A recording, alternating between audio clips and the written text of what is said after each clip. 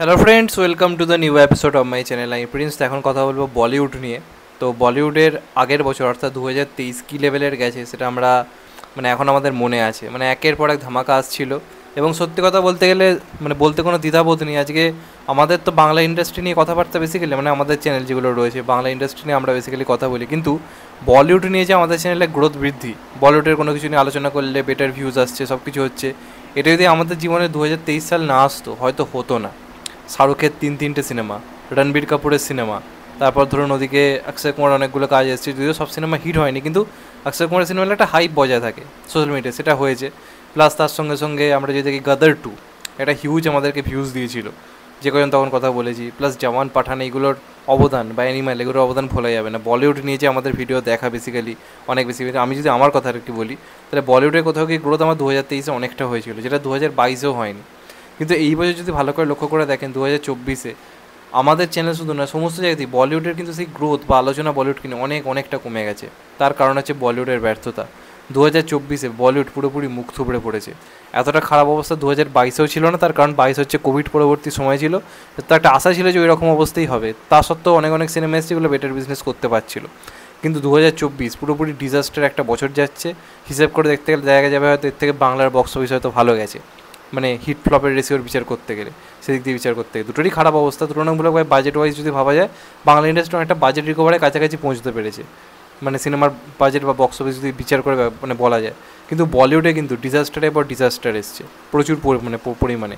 তো 2023-এ এই সময় দাঁড়িয়ে যেখানে প্রায় 2000 কোটির মতো কালেকশন হয়ে গেছিলো এই টাইম অবধি, সেখানে দাঁড়িয়ে এখনও পর্যন্ত সব সিনেমা মিলিয়ে 1000-1200 কোটি কালেকশনের কাছাকাছি কিন্তু কোনো সিনেমা পৌঁছতে পারেনি, একদমই পারেনি। এবং ঈদের বক্স অফিস খারাপ হওয়ার কারণে পুরোপুরি ধরাশায়ী হয়ে পড়েছে বলিউডের মার্কেট। ঈদের যে দুটো সিনেমা এসেছিলো এই বছর, বড়ে মিয়াঁ ছোটে মিয়াঁ এবং ময়দান, এই দুটোর উপর প্রচুর ভরসা ছিল বিরাট পরিমাণে। তো সেই দুটো সিনেমা না চলায় ওই যে টাইমটা, ফেস্টিভ্যাল যে সিজনটা, পুরোপুরি ভোগে গেছে যারা হিন্দি ডিস্ট্রিবিউটার তাদের জন্য।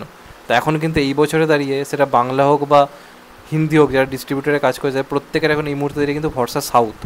কারণ এই বছর বলিউডের আর কোনো আশা ভরসা নিজের একটা বিরাট পরিমাণে ওই রকম বক্স অফিস, যেটা আগের বছর এসেছিলো, মোটামুটি 4খানা 500 কোটি প্লাস বক্স অফিস এসছে, ওয়ার্ল্ড ওয়াইড 1000 কোটি 2-3টে এসছে। তো সেই ধরনের যে বক্স অফিস এই বছর হওয়ার আর কোনো বিন্দুমাত্র চান্স নেই। যে সিনেমাগুলো করতে পারতো সেগুলো করতে পারেনি, যার মধ্যে ফাইটার অন্যতম। ভালো চলেছে, অন্যান্য সিনেমার থেকে অনেক বেটার, কিন্তু প্রায় একটা 500-600-700 কোটি বিজনেস আনা সিনেমাটা হতে পারেনি। তেরি বাতমে সুলঝাজিয়া মোটের ওপর চলে গেছে। আর বিএমসিএম তো পুরো ডিজাস্টার, 350 কোটি বাজেট, কালেকশন করেছে 68 কোটি। তো ওটা সম্বন্ধে যত কম কথা বলা যায় ততই ভালো। তো এই বছর কিন্তু বলিউড পুরোপুরি ধরাশায়ী হয়ে পড়েছে। এবং আগে একটা কি, ধরুন এই বছর শাহরুখ সালমানের সিনেমা নেই। আগে কিন্তু শাহরুখ সালমানের সিনেমা না থাকলে বলিউড এতটা অসহায় বোধ করতো না, তার কারণ অজয় অনেকটা টেনে দিতে পারতো। অজয় দেবগান তাও এই বছর শয়তানটা একটা হিট দিতে পেরেছে, কিন্তু ময়দান বিরাট বড় ডিজাস্টার। এরপরও কিছু কাজ অজয় দেবগানের এই বছর আসবে, বা অক্ষয় কুমারেরও আসবে। অক্ষয় কুমারের এখনও 2-3টে সিনেমা আসা বাকি রয়েছে, অজয় দেবগানের আসা বাকি রয়েছে। সেগুলো কতটা হিট হবে তাই নিয়ে যথেষ্ট সন্দেহ রয়েছে, এই নিয়ে কোনো সন্দেহ নেই। এই বছর এখন অবধি হিট হওয়া সিনেমার মধ্যে যেগুলো থাকতে পারে, তার মধ্যে অন্যতম হচ্ছে ভুল ভুলাইয়া 3, যেটা শিওর স্যার একটা বড় হিট হতে পারে। চান্দু চ্যাম্পিয়ন এখনও কী হবে বলা খুব ডিফিকাল্ট, কিন্তু তবে ভুল ভুলাইয়া 3 একটা সিনেমা যেটা বিরাট বড় একটা বক্স অফিস আনার কিন্তু ক্ষমতা রাখে, বিরাট একটা হিউজ বক্স অফিস আনার ক্ষমতা রাখে। আর যদি কথা বলি সিংঘাম 3 নিয়ে, যেটা অনেকের বক্তব্য জানি ভিডিওতে বলবে যে এই 2024-এ তো সিংঘাম 3 আসছে, ওটার কথা বলছো না কেন?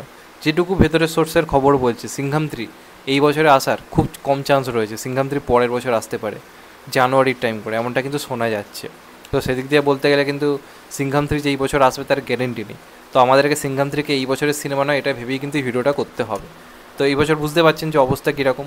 আর একটা বড় সিনেমা রয়েছে, সেটা হচ্ছে ওয়েলকাম 3, কিন্তু সেটা কতটা চলবে তাই নিয়ে আমার মধ্যে যথেষ্ট ডাউট রয়েছে। কারণ অক্ষয় কুমারের টাইম খুব খারাপ যাচ্ছে, বাট মেয়ে ছোটো মেয়ের অনেক বেশি হাইপ ছিল, সেটা কী অবস্থা হলো তো দেখলেন।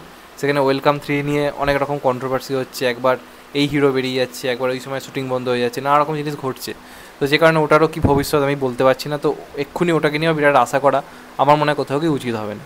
তো এই বছরের তাহলে অবস্থাটা আপনারা বুঝতে পারছেন যে কোনো সিনেমা 500 কোটি 600 কোটি এই বিজনেস আনতে পারবে না। কিন্তু আগের বছর টানা 3-4টে সিনেমা, অ্যানিম্যাল, জওয়ান, পাঠান, গদর, এই সিনেমাগুলো কী লেভেলে কালেকশন করেছে আমরা সবাই জানি। ইভেন ডাঙ্কিও একটা বিরাট বড় ক্লাসেস অনেক বেটার বিজনেস করেছে। অনেক ছোটোখাটো সিনেমা অনেক ভয়ঙ্কর কালেকশন করতে পেরেছিল আগের বছর, যদি হিসাব করে দেখে থাকেন। সত্যপ্রেম কি কথা, তারপর আরও ভিকি কৌশলের একটা সিনেমা এসেছিলো, ভিকি কৌশলের দুটো সিনেমাই ভালো বিজনেস করেছিল। কিন্তু এই বছর কিন্তু ছোটোখাটো সিনেমাগুলো ভালো কালেকশন আনতে পারছে না, ধরাশায়ী খাচ্ছে। তো এই বছর পুরোপুরি বলিউড একদম মানে দেওয়ালে পিঠ থেকে গেছে। এবার কথা হচ্ছে 2025-এ বলিউড কামব্যাক করতে পারবে কি না। 2025-এ বিরাট বড় একটা চান্স রয়েছে বলিউডের 2023-এর বক্স অফিসে রিপিট একটা ভার্সান নিয়ে আসার। তার কারণ কিছু সিনেমা রয়েছে যেগুলোর মধ্যে কিন্তু ক্যাপাবিলিটি রয়েছে হিউজ হিউজ হিউজ একটা মার্জিনের বক্স অফিস আনার। পরের বছর সবথেকে একটা বড় কথা শাহরুখ সালমানের সিনেমা আসছে। সালমানের আমরা জেনে গেছি সিকান্দার আসছে ঈদের টাইমে, যেটা সালমানের পিক টাইম, সেই টাইমে আসছে। আর এটা পরিচালক ভালো, কাস্টিং ভালো হচ্ছে, তো আশা করা যায় যে সলমান খানের একটা ভালো কাজ হয়তো আসতে চলেছে। প্লাস বজরঙ্গি ভাইজান 2 আসার কথা রয়েছে। তো দুটো সলমান খানের সিনেমা কিন্তু ধরা হচ্ছে 2025-এ আসবে, বজরঙ্গি ভাইজান 2 এবং আরেকটা হচ্ছে সিকান্দার। এই দুটো সিনেমা আসতে পারে। সলমান খানের কথা আমি বললাম। শাহরুখ খানের যদি কথা বলি, শাহরুখ খানের দ্য কিং রয়েছে লাইনে, পাঠান 2 আসতে পারে, এমন কথা কিন্তু চলছে। দ্য কিংটা 100% শিওর পরের বছর আসবে। এবার শাহরুখ খান পরের বছর কি আনবে এক্ষুনি জানাবেন, আমাদেরকে শাহরুখ খানের জন্মদিন অবধি ওয়েট করতে হবে। সেই দিন একের পর এক ফটাফট অ্যানাউন্সমেন্ট আসবে। তো এটুকু শিওর 2025-এ শাহরুখ খানকে আমরা পাচ্ছি। তার চেয়েও বড় কথা হচ্ছে ঋত্বিক রোশনের ওয়ার 2 আসছে। ওয়ার 2 একটা বিরাট বড় মুভি 2025-এর, ওটার ওপর পুরো বলিউড তাকিয়ে থাকবে। ওটা একটা এমন সিনেমা যেটা কিন্তু মিনিমাম 1000 কোটি করার মতো ক্যাপাবিলিটি রয়েছে। ওয়ার 1 যখন এসেছিল তখনই একটা রেকর্ড ব্রেকিং কালেকশন আনে, তো ওয়ার 2 নিয়ে হাইপ মারাত্মক। পরের বছরের সবথেকে বেশি হাইপ তোলা সিনেমা এই মুহূর্তের এই ওয়ার 2। শাহরুখ খানের সিনেমা আসুক বা সলমানের সিনেমা আসুক, ওয়ার 2 নিয়ে যে পরিমাণ আলোচনা হচ্ছে সেটা পরের বছরে কোনো সিনেমা নিয়ে হচ্ছে না। তো ওয়ার 2 একটা বিরাট বড় সিনেমা। প্লাস অক্ষয় কুমারের হাউসফুল 5। অক্ষয় কুমার নামটা যেহেতু রয়েছে আমি জানি অনেকে হেও করবে, কিন্তু হাউসফুল 5কে আমি কিন্তু হেও করতে পারেন না। হাউসফুলের বাজে থেকে বাজে সিনেমা বেটার কালেকশন করে চলে গেছে। হাউসফুল 3 খুব খারাপ একটা সিনেমা ছিল কিন্তু কালেকশন ভালো। হাউসফুল 4 লোকে পুরো রোস্ট করে উড়িয়ে দিয়েছিল, সিনেমা 200 কোটি প্লাস কালেকশন করতে পেরেছিল। তো হাউসফুল 5 কিন্তু এমন একটা সিনেমা যেটার প্রতি কিন্তু ভরসা রাখতে হবে, একদম কিন্তু উড়িয়ে দেওয়া যায় না। অক্ষয় কুমার অন্যান্য সিনেমা আর হাউসফুল ফ্র্যাঞ্চাইজির মুভি দুটোর মধ্যে তফাৎ রয়েছে। অক্ষয় কুমারের খারাপ থেকে খারাপ ফেজে হাউসফুল এসে হিট দিয়েছে অক্ষয় কুমার। 2009-10 ওরকম টাইমে সব ফ্লপ যাচ্ছে, হাউসফুল 1 হিট ছিল। 2012 খারাপ সময় যাচ্ছে, হাউসফুল 2 হিট দিয়েছে। তো এটা কিন্তু একটা অক্ষয়কে বলা যেতে পারে মাস্টার স্ট্রোক যে হাউসফুল 5টা হচ্ছে বড় কাস্টিং, ওটা কিন্তু একটা আশা রয়েছে। এছাড়া সিংঘম 3 পরের বছর আসতে পারে, যেটা বললাম ওটারও কিন্তু ক্যাপাবিলিটি রয়েছে 600-650 কোটি 700 কোটি বক্স অফিস আনা, ওয়ার্ল্ড ওয়াইড আমি বলছি। তো পরের বছর কিন্তু বলিউডে এমন এমন কিছু কাজ রয়েছে যেগুলোর মাধ্যমে ঘুরে দাঁড়ানো সম্ভব রয়েছে। শাহরুখ সালমানের সিনেমা রয়েছে, অক্ষয়ের বড় বড় কাজ রয়েছে, ঋত্বিকের বড় বড় কাজ রয়েছে, রণবীর কাপুরের সম্ভবত কিছু আসবে কিনা বলা যাচ্ছে না। রামায়ণটা আর তো মনে হয় 2025-এ সম্ভব নয়, বা লাভ অ্যান্ড ওয়ার বলে যে সিনেমাটা সেটাও আসবে বলে তো মনে হয় না। তো আমাদেরকে অনেকটা ওয়েট করতে হবে রণবীর কাপুরের জন্য। আর রণবীর সিংয়েরও তো কোনো সিনেমা অ্যানাউন্সমেন্ট হয়নি, তো সেটা একটা ব্যাপার। এই বছর যে সিনেমাগুলো এখন অবধি চলতে পারে বলে আমার ধারণা যদি বলা হয় 2024-এ, তার মধ্যে বেবি জন অন্যতম। আমার মনে হয় ওটা চলতে পারে, ওয়ার্ক করতে পারে, লোকে টিজার পছন্দ করেছে। আর তারপর হচ্ছে ভুলভুলাইয়া 3। এই দুটো সিনেমার উপর কিন্তু শিওর আশা রাখা যায় যে একটা হিট ভালো বক্স অফিস আনতে পারে, কিন্তু কখনোই আপনার ওই 350-400 কোটি 500 কোটির আশা করবেন না, ওটার এই বছর হচ্ছে না। 2025 একটা বছর যে বছরে হয়তো আমরা আবার 500 কোটির হ্যাট্রিক, বছরে 1000 কোটির হ্যাট্রিক, ওই জিনিসগুলো কিন্তু পেতে পারি। আর যদি না হয় তাহলে এই বছর সাউথ ভয়ঙ্কর খেলা দেখাতে চলেছে। কালকে আসতে দিন, ইন্ডিয়ান 2 আসতে দিন, পুষ্পা আসতে দিন, পরের বছরে কিছু বড় বড় কাজ থাকবে, সালার 2 রয়েছে। তো 2023-এ সাউথকে টিকতে দেয়নি, সাউথ কিন্তু এই বছর ভালো রেসপন্স আনছে। কিন্তু 2025-এ কী হয় সেটা একটা দেখার ব্যাপার থাকবে। অনেক অনেক বড় বড় কাজ রয়েছে। তো আমার মনে বলছে এটা 2025-এ বলিউড কিন্তু বড়সড়ভাবে ঘুরে দাঁড়াবে, যেমনটা 2023-এ করতে পেরেছে। আর দেখা যাক শেষ পর্যন্ত কী হয়। 2024 খারাপ যাওয়ার কারণ হচ্ছে অক্ষয় অজয়ের ব্যর্থতা।